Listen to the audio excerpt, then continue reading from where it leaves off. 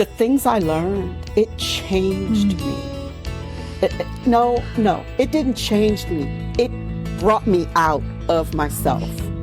It freed me in a way that I'm comfortable in my own skin. And I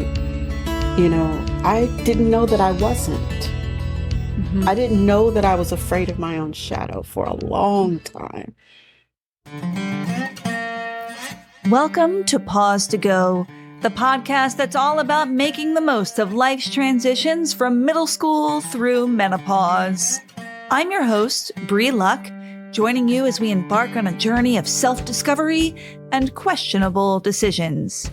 Get ready for heartfelt conversations, expert insights, and personal stories that'll have you laughing, crying, and saying, "Thank goodness I'm not alone." If you've lost your midlife crisis survival kit, we've got you covered. So join me, won't you? And together we can pause to go. Welcome to another episode of Pause to Go. I am your host, Bree Luck, and today we are honored to have with us Dr. Cathy Ames Turner. You are going to love Dr. Cathy. She is a pastor, a coach, a mama, an oma, and a scholar who earned her doctorate in her 60s. We talk about everything about life from puberty through menopause in this episode, and I'm so grateful for this chat for many reasons, but especially because BIPOC Americans, we know, have more disruptive perimenopausal and menopausal symptoms and get less support from their medical providers than white women who are going through the change. In short, Black women are hurting more and getting helped less. And we need to change that as a culture. And one way to make that change is to talk about it. And that's exactly what we do in this episode.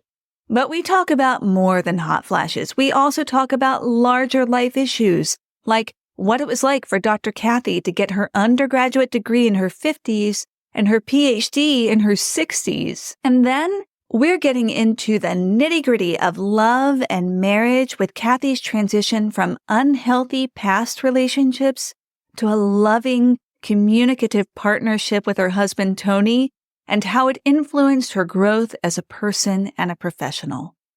So, let's delve into a conversation about life assignments, childhood dreams, and the power of stepping into your fullest self at any age. Cathy, I love that I get to call you Dr. Cat now.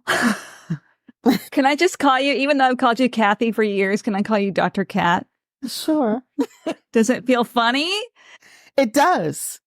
It does. It does. I'm still getting used to it. How long ago did you finish your graduate program? I turned in the final dissertation April of last year.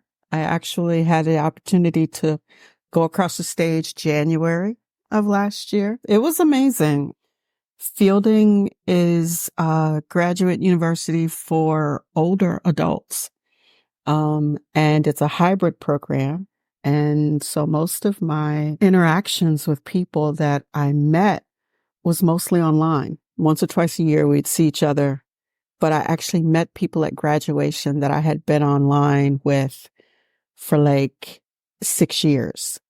And we've cried together. We've edited each other's work and finally got to hug each other, which was... It was major. It was major. One woman in particular, we've grown to be very, very close. And we had not ever met in person, but we felt like we knew each other. And then seeing each other was crazy.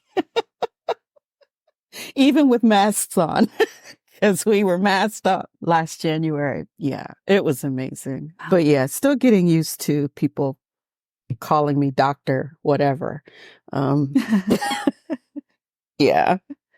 It's such a huge accomplishment at any age, but it's especially a huge accomplishment, I think, in midlife. I agree. To invest in yourself, to invest in your community in that way, to invest in your work in that way at that time is just, it's admirable. And our brains are shifting also. So to put your brain through all of that is so good for you to do, and also a real challenge, I would imagine. Yeah. You know, it's interesting because I never really thought about the how or the what of it, you know? Mm-hmm. Every time I tried to say, no, I'm not going to do this, I kept feeling in my heart, you need to do this. You need to do this. I started in 2015, January 2015, hadn't thought about anything having to do with hot flashes or sleeping or, you know, and I always joke with God. I said, look, if you had told me what this was going to require, it never would have happened. And I know that's why you didn't tell me, because, and it's interesting framing it the way you're framing it, right? Thinking about the time of life. I hadn't given it a thought. And thinking about it now, it's like, wow, that's pretty crazy, you know? You say crazy, I say courageous. Okay. I like courageous. I like courageous. Yeah. Yeah. So Wow. let's go back a little bit. How old are you and where are you in your menopause journey? Yeah. I am 63. I'll be 64 in March next month. As far as my journey, that's an interesting question. I remember hot flashes starting when I was 52. So 11 years ago. My grandmother passed a little bit ago, and she was like my best friend. She was 97. 97? And yes, and she was still having night sweats. So, cause I remember, you know, like, Grandma, does this end? She's like, I don't think so, baby. And my mom is still experiencing night sweats and things like that and hot flashes. And my mother turned 83 last fall. So, yeah, I don't know how to tell you where I am. I mean, I think about where my mom and my grandmother were in their journeys. I'd probably say I'm just getting started. Yeah. Yeah. Wow. I was also very, very close to my grandmother. She passed away almost a year ago. And Yes. Yeah. Something about those I'm telling you. Yes. My goal is to be a grandmother like she was and maybe still is to me, right? Like Okay. she's Yes, I passed receive on, that. but she's still there. in me. Yes. Yes. But she said that she didn't even go through menopause until she had a hysterectomy when she was in her mid-90s. That's what she said. Of course she did. Of course she did. Her period stopped at some point, which is, so the definition of menopause is actually, the typical definition of menopause is that you've gone for 12 months, 1 year without menstruating. Okay. So the time leading up to that, when you have kind of an irregular period and mood swings or hot flashes, for a lot of people, for many people, they experience them more in the time leading up to menopause, in like the first year of menopause. But not everyone, clearly. But she was put on hormones in her 40s. She was put on hormones for a number of different reasons, and she was experiencing a number of different symptoms. So that really controlled her hormonal fluctuations and experience in a different way. And it's interesting because women of color are not diagnosed with hormonal imbalances in the same way that white women are in the United States, and don't get the same kind of hormonal treatment. They're often told, you know, tough up, like you've got this, you can bear this. And so True. anyway, When I hear Yeah. about your mother and your grandmother having hot flashes for their entire postmenopausal lives, it Mhm. really makes me think about that difference in medical treatment, right? It's a You're problem. teaching me something right now, honestly, because I didn't know. I actually had a conversation with a friend earlier this week who just did some had a hormonal treatment. We didn't get into why. Mhm. And she's a white woman, lives out on the West Coast. And I had no idea that, you know, you're teaching me. Let Well, me just say and that. and that's why we're here, right? We're here not for me to teach you so much because you're also teaching me, but to share. These are stories that women didn't talk. People with ovaries. I'm not just going to say women because, of course, many people who go through menopause don't identify as women, and I would say an increasing number of people don't identify as women. I do, and I believe you do. I do. But we don't talk about it. And so how can we get consistent quality care in our lives if we're not educated? So I just want to thank you for coming on to talk about your experience because I think it's going to be really helpful for a lot of people. Now I know where you are in your journey. Mm-hmm. Can we go back though? Because I really think for a lot of us, this started with puberty. Like, did you talk about puberty? What was it like for you when your period started? Do you remember that experience? You're shaking your head. I remember starting, and I would say I started early. Mm-hmm. Do you remember how old you Um, were? I want to say I was 10, Mm-hmm. and I didn't, wasn't a lot of education. It's just something you kind of dealt with. I remember having even young, very long menstrual cycles during the bleeding part, but at least like 5 to 7 days and sometimes longer. And compared to people who would tell me, oh, 3 days. And I'm like, what? what is that? uh, and it seems like the older I got, the heavier they got, and sometimes lasted longer. Mm-hmm. I became well acquainted with those huge overnight pads. And I remember wearing Tampax and those huge pads and still Mm-hmm. wasn't necessarily enough. And again, never talked about this with anyone. So this is a first. Yeah. Thank you. Thank you for um, being willing to. yeah, of course. Cramps were ridiculous, And I had a cousin. I remember she would be in bed for 2 or 3 days with cramps. I wasn't that bad, thankfully. But again, who talked about it? No one talked about it. Mm-hmm. So yeah, puberty was interesting because I didn't really know all that was happening with my body.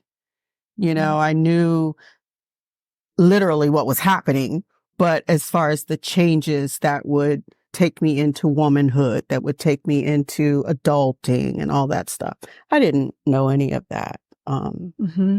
Yeah. Hmm. Mm-mm.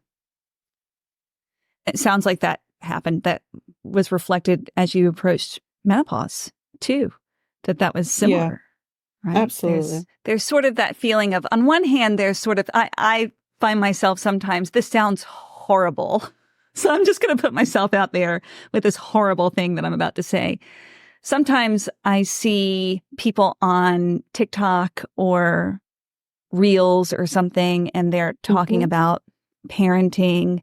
And I have that gut response, which I think is some kind of old response. Like, it's not me, right? It's a reaction to something. It's a cultural reaction. But I'll see a Mm-hmm. parent and I will be like, do you feel like you're the first person who had a baby? That's the thought in my head, right? My first thought is not always compassionate. My first thought Mm-hmm. is, Mm-hmm. get over it. Okay. And then I come around to that compassionate place. Mm-hmm. And I think with puberty and menopause, it's kind of similar, right? There was a long time sort of cultural attitude of, you just got to deal with it. Yeah. That's your lot. And now the hope is that there's a movement towards like, oh, I can actually get more support that I need in this time so that I can be my fullest self and do all the things that I need to do to live the life and to accomplish the things that I want to accomplish. So that was me showing that sometimes we have a less compassionate side for these natural life changes. Mm-hmm. I don't know if I would call it less compassionate as much as, for me, it's like things have changed so much. And now people are like in your face with everything, right? Mm-hmm. And as you were talking, that commercial where the woman is on the bus and she gets up and I think the tagline is gushes happen. And I remember, turning to my husband. I said, we're talking about these things now? It was on television, right? So it's like, a commercial. Just, thank you for 5-year-olds and 3-year-olds to see. So I think it's more that people are just more transparent with it now because they're allowed to be. Mm-hmm. And if we had said any of these kinds of things when, I know when I was growing up, it would have been, I'd have gotten a look like, straighten it up. Yeah. We don't talk about those things. What? Depending on the company I was in, I might have gotten smacked. Yeah, I wouldn't label it not being compassionate. It's a switch, and it's something for us it's like, whoa, what? You're saying these things in public now? Mm-hmm. And it's okay? Mm-hmm. I think that's what comes to me, Well, thank you. Yeah. We got to be kind to ourselves. We're learning and growing still. So we are learning and growing. And you talking about that commercial, I know that feeling. And then I also see in my own family. So, I have 2 daughters and my husband, my poor husband, because I was very private about things. I mean, he's never seen me go to the bathroom or anything like that. You know what I mean? I'm like, we're very traditional, I guess, in that way. Uh-huh. But I have 2 daughters and I've tried to normalize all bodily transitions as much as I can. And man, does it get talked about in my household. So now my husband is very well versed in everything to do with periods, menopause, perimenopause, sex, all sorts of things. And it's fascinating. And my hope is that my kids don't have nearly the shame that also comes about from not talking about things, that they don't have shame if they leak, right? Or they don't have shame as they start to age because there's so much ageism too. Yes. That's a whole other aspect that we reach as we get to this phase in life. So, yes. So anyway, my hope is that by talking about it, that we open up our hearts to the full human experience, not necessarily that we gross people out. Understood. Yeah.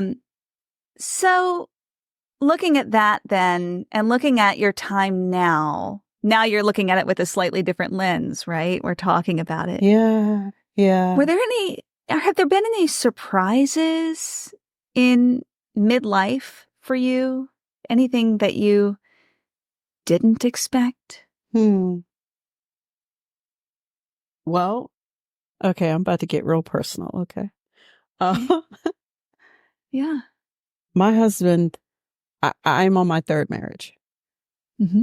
My first 2 marriages were just really mentally, emotionally, and physically dangerous situations. So when I met Tony, my husband, I tell people this is really the first time I've ever been married in my life because it's a marriage. It's a partnership. It's a friendship.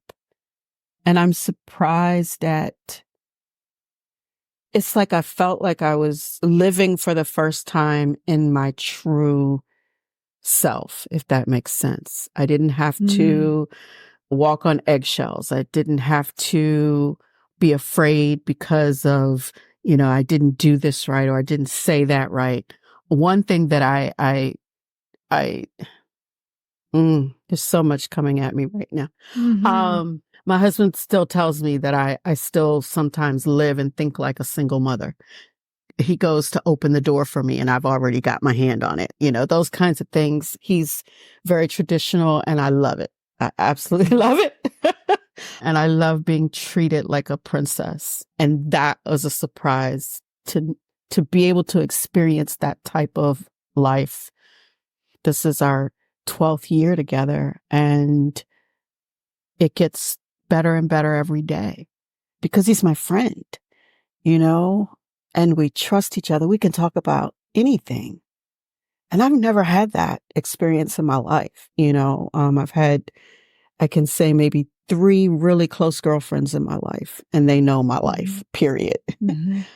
But a man, to be able to share everything, the good, the bad, the ugly, and to be able to build a life that is not something that I ever thought I'd experience, really. I spent most of my life in survival mode. I had a talk with my youngest about this about 2 summers ago. And now both my children, we've had this conversation and they let me know, Mom, you've raised us in survival mode. And I'm so grateful to be able to have those conversations with them because they're right. What would it have been like if I wasn't in survival mode? What would it have been like if I had peace of mind and was able to just enjoy them and have them enjoy me? But we were definitely in survival mode. And I'm not like that anymore. And I'm learning how not to be that way anymore. I have conversations with my young adult. Oh, they're not even young adults. My son, who is 37 this year, and my youngest will be 29. And how did that happen? So, exactly. Exactly. But the joy of being able to talk to them, still give advice when it's solicited, but to be able to listen, to be able to really hear them. That's a surprise too, I would say. The shift in the relationship. There's still times when they'll give me permission to be mom because that's who they need, But for the most part, it's a joy to be able to listen to them and to be heard, to be able to, like with my youngest, we have these conversations all the time where, we're both like, man, seriously? And I'll be able to admit, I messed that up royally, to be able to have those kinds of conversations is, it's freeing. It's freeing. And to have those same kinds of conversations with my husband, to be able to be real, to be honest with people that I love. And I would say in my life experience, that's been rare. One of the hats that I wear is the hat of a pastor. And people have expectations of how pastors are supposed to act, how they're supposed to live and present themselves. And I've found that people almost resent you when you are too real with them. So being able to have real conversations with my children and my husband and those handful of female friends who know me, they just know me inside out and I know them. Outside of that, I find that I kind of play the role, depending on the circumstance. But I try not to do that as much as possible. It just depends on what people are able to take. And that sounds kind of crazy, but it's it's not really, is it? Because I think we all do that from time to time. I think that if we are sensitive to the people around us, that we naturally, and maybe especially as women who want to offer guidance, compassion, a soft place to land, nurturing, direction to people in life, we're looking to see where they are. I think that's a sign of being sensitive to the people you're with, being empathetic to how they are coming into the space so that you can meet them where they are. Yes. The trick is, and it really sounds like you are finding it, which gives me hope, gives me hope for myself. The trick is, how can you see that, honor the person, and not lose yourself in the process, not just give so much of yourself away or cover yourself up so much or hide different components of you? How can you be your full self and present yourself in a way so that the person can receive what they need to receive? I don't know the answer to that. Do you?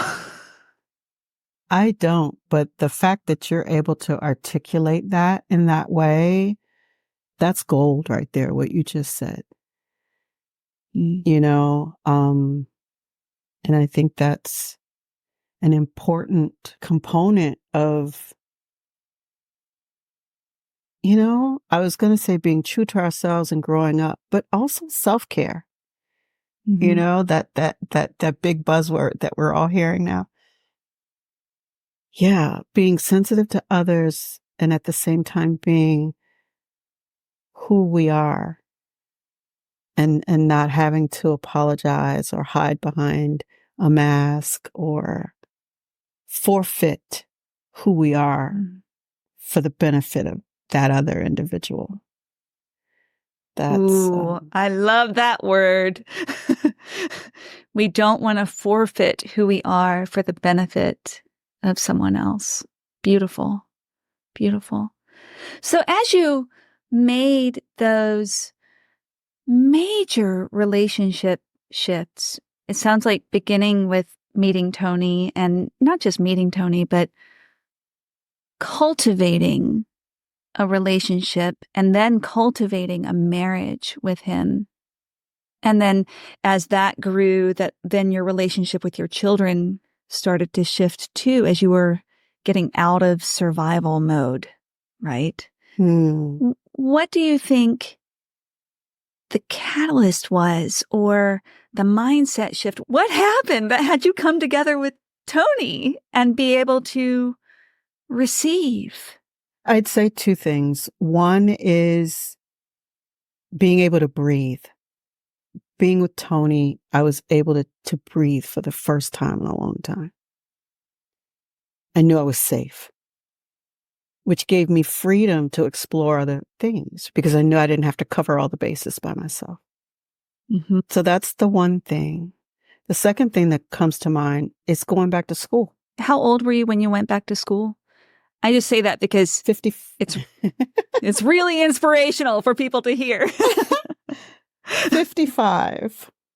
Look, let me back this up a little bit. I started undergraduate school right after I graduated from high school in 1978.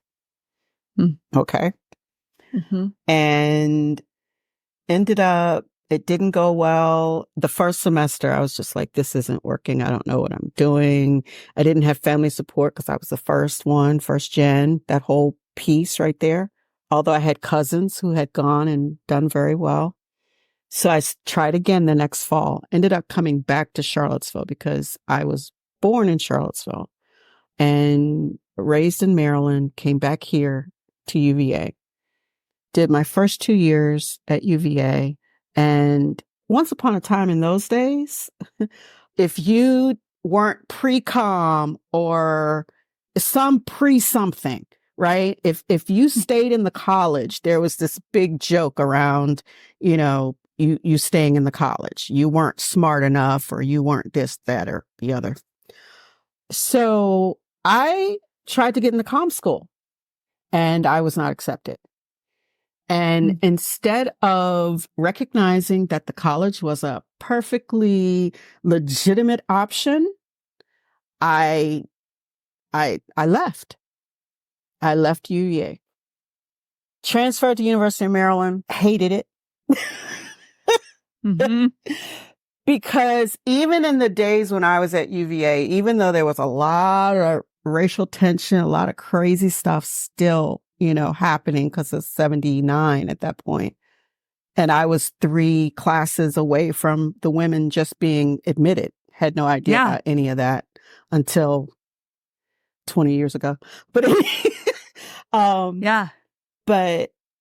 so at UVA, first day of class, professor gave you name, number, and address, right? Very personable, class ratio 15-1, maybe 17-1, but small, intimate. You got to know your professors, and you didn't call them Dr. whoever. You called them John. You called them, by their first name. And so going to Maryland, the ratio was like 250-1, and you were known by your social number, right? Mm-hmm. Nobody knew your name. The culture, it was a culture shock. Getting to UVA was a culture shock. Going to Maryland was yet even another culture shock. So long story short, I dropped out, right? Mm-hmm. First child born when I was 26. Second child born when I was 35. I didn't finish my undergraduate degree until I was 52. Good for you for doing it. I was determined. I was like, I started this, and I was all along taking classes online and taking classes and and finally I was like, I got to finish this. So I finished. And then at 55, I went back to get my master's. It was a master's PhD program. Can you tell us what your master's PhD program was in? Sure. I earned a master's in human development, and my doctorate is in organizational development and change. And my dissertation leans more towards human development. I posed the question, what are the experiences of formerly incarcerated African-American men as they reintegrate with their family and community?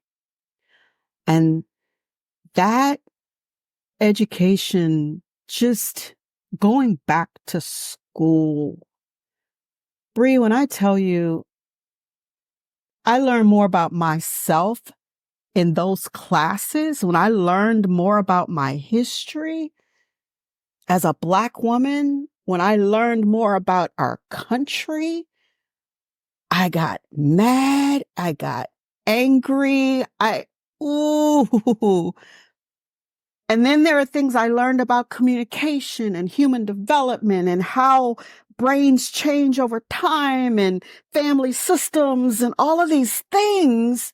And I think that in and of itself really began to change how I saw my family, how I saw the people around me, how I began to live in that space, but with a different understanding of why sometimes things go the way they go and why we respond and how we respond. The books, I love books. I've always loved books. My father, my biological father, I had 2 fathers, and I was loved by both, and I loved them both. I recognize fully that there are some people that don't have one that they can say love them, but I had 2. And I'm grateful for that. And I honor them both with my life. My biological father loved books. He used to tell me, he said, if you want to hide something from Black people, put them in a book. He said that's what he learned. So he opened a bookstore. In Maryland? In Maryland, in Baltimore, called North Star Books. And it was an Afrocentric bookstore.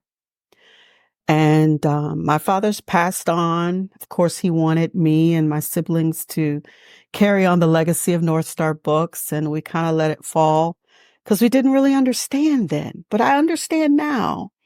Mm-hmm. And I'm in the process of another project where we're resurrecting North Star Books, but that's another story altogether.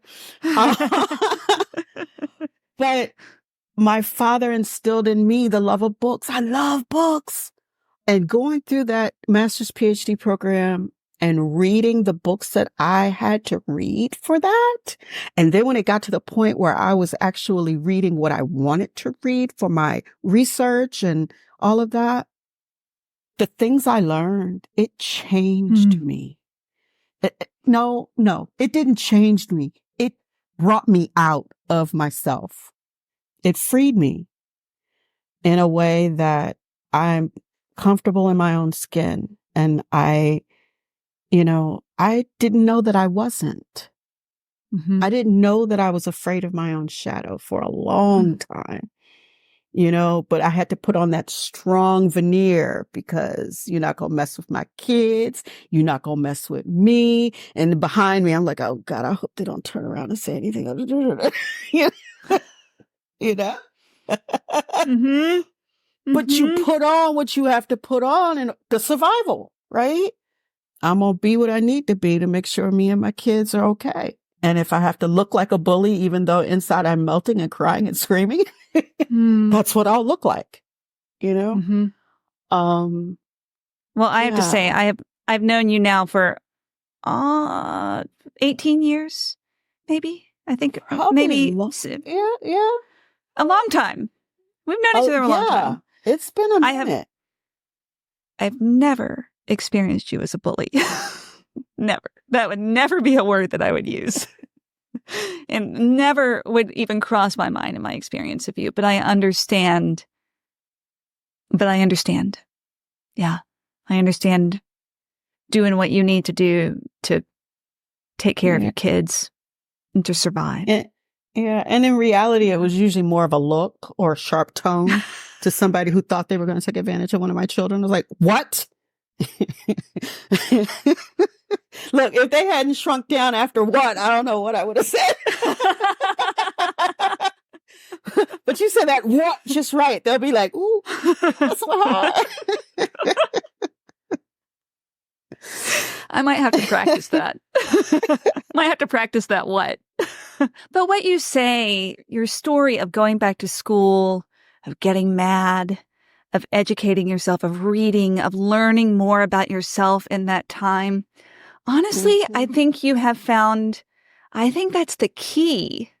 I know this sounds strange. I've been thinking a lot about success, about what success, not so much what it means, but what it feels like.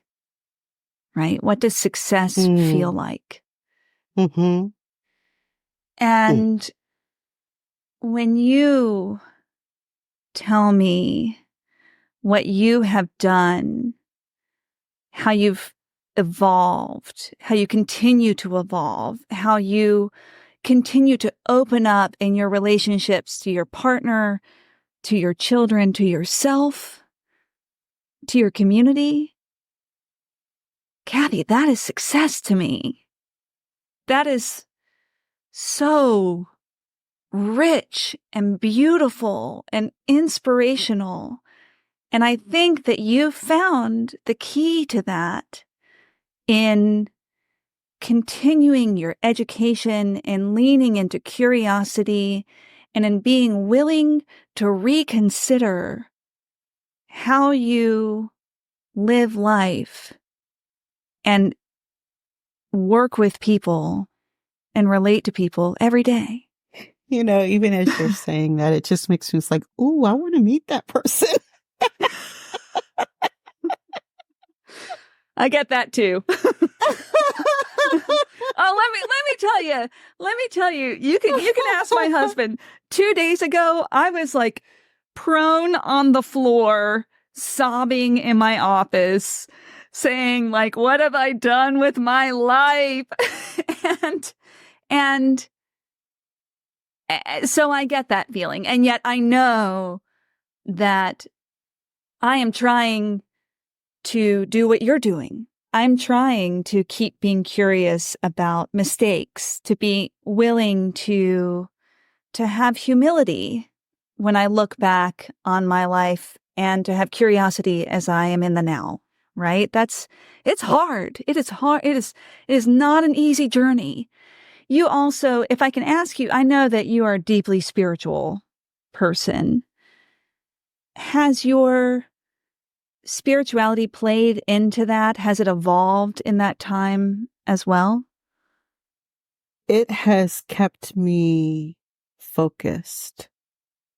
If I didn't have my faith, if I didn't have my prayer life, I couldn't have finished school. There were days when all I wanted to do was crawl under the bed and give up because it was pulling so hard, deadlines and writing and rewriting and rewriting and rewriting. And, I've written this 7 times. I don't hear this. I don't see that. It's like, I'm done. Only to have to say, okay, the following morning, I'm not done. Okay, I can do this. And then tucking in some more. Lord, help sister out. Please help me because I don't know what I'm doing. It's like, I feel like in many ways, the ivory tower of education is another place where if you don't know who you are and if you don't have a support system, you cannot last. It's not intended. And it's interesting because I said coming through those last 6 to 9 months, I was like, this is like hazing. And people would look at me like, if they weren't going through it, right? They would look at me like, what are you talking about? And I'm like, higher education, PhD programs, hazing. All right? Academic hazing. Make me feel like a fool, make me roll on the ground and hate myself and, but it's okay. Without my faith, I couldn't have gotten through it. Without my husband praying for me, without a community around me praying for me, I couldn't have done it. So yeah, my faith is everything. Yeah. We know that faith, that spirituality, that having faith in something larger than our very small human organism selves can really help us through our very small organism lives. And that also speaks to the work that you do as a pastor, too. You are helping people find, grapple with, manage their faith. Yeah. I'm guessing that's what you do. That's a large part. I hope people learn who they are, who they were birthed to be. I believe that every individual was put in the earth with a specific set of gifts and talents and an assignment. And when we can all come together and put those assignments together and move and work and love and keep it going, things get better. Beautiful. So, if you had one piece of advice or one wish, I'm going to give you the choice, like one or the other, for people in midlife, for people who are going through menopause, who are going through all of these shifts. A lot of people feel bereft. A lot of people feel like it's the end of a time. They feel hopeless. They feel uncomfortable. What is one piece of advice or one wish that you would have for those people or for that person? I would ask them a question. I would ask them, when you were growing up, what did you want to be? And are you there yet? Hoping that would open up a conversation so that we can talk about where are you and what do you need to do to get to that next place, to reach that dream, to reach that goal. Because it's in us. And it's not time to give up. It's time to just kind of burrow in and keep moving. So what's the dream, and have you reached it? Oh, beautiful. What did you want to be when you were a child? You know, I haven't thought about that question for a very long time for myself, honestly. There was a season where I wanted to be a teacher, and I am one, non-traditional as I am, but I am a teacher. I wanted to be a doctor. I had no idea what a PhD was. I wanted to be a pediatrician. And I wanted to be a musician. And that's a part of my life that I don't spend enough time with, but I am a singer, a dancer, an actress, a musician. So I guess all of those things are now kind of meeting together. And now I just get to enjoy moving forward with that. Oh, then my wish for you is that you have more music and dance and creative impulse and community in your life this year. Amen. I love that. I love that. Yes. Wow. Cathy, we are at the end of our time. I could talk to you for forever, but can you tell us? We have to do it again. I know.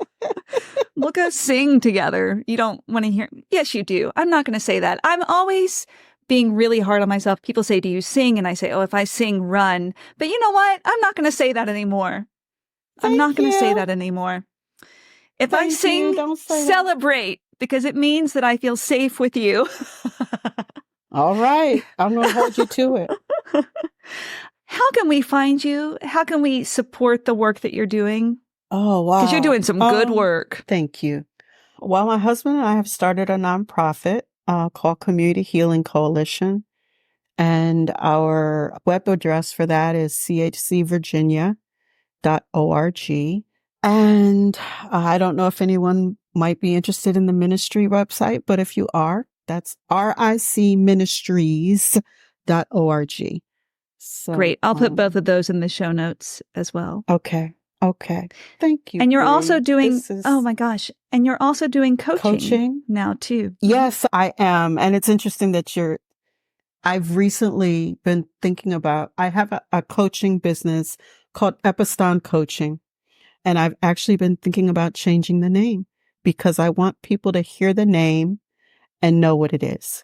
So I'm thinking along the lines of maybe kinship connections or, something where when people hear it, they know what we're doing. And my coaching is helping individuals impacted by mass incarceration and related foster care issues, helping them to move from that place of where they are to where they know they are in their hearts. So coming out, moving through a transition and getting flat on their feet and moving forward. So great. Yeah. Great. Well, I will share the other two websites and then thank you. And then as you continue to evolve, keep me posted. You and I need to do lunch. Yeah. Well, thank you so much for your time today. I value you and appreciate you as a community leader and as a friend. So thank you.